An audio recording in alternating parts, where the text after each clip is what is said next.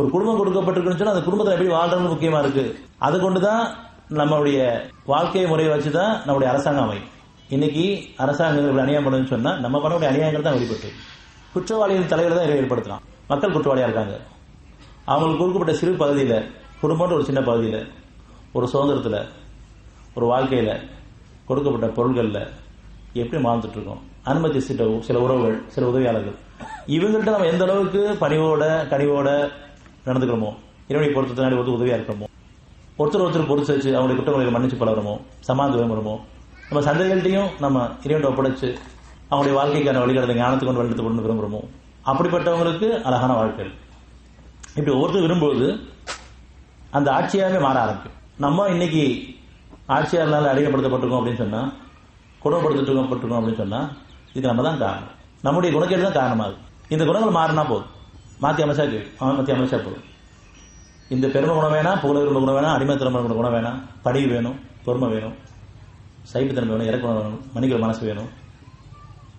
இது வாழ்க்கை அமையும் பொழுது இங்கேயும் நல்ல வாழ்க்கை நமக்கு இருக்கு, குடும்பத்துக்கு நல்ல வாழ்க்கை இருக்கு, நம்ம சமுதாயத்தில் நல்ல நல்ல சாட்சியமான வாழ வைப்பான், நம்மளை ஆட்சியாளரும் தேர்ந்தெடுப்பான். ஆட்சியாளர் தேர்ந்தெடுப்பான். மனசாட்சியோடு வாழும்போது, மனசாட்சியாக வாழும்போது அந்த சாட்சியாளர்களை ஆட்சியாளர் தேர்ந்தெடுக்க போதுமானது.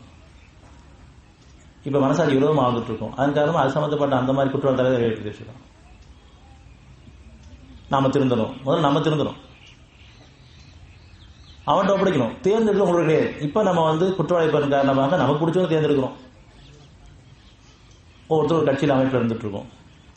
இவங்க உதவுவாங்களா நம்ம சமுதாயத்துக்கு, ஒரு சமுதாயம் கூட்டமைப்பா இருந்துக்கிட்டு இந்த கட்சியில கூட்டணி வச்சுக்கிட்டா நம்ம இவங்க உதவுவாங்க அப்படின்னு சொல்லிட்டு நம்ம அரசன் இறைவன் தான் அவன் போது திரும்புறது பேர நம்மளா ஏற்படுத்திக்கிட்டோம்.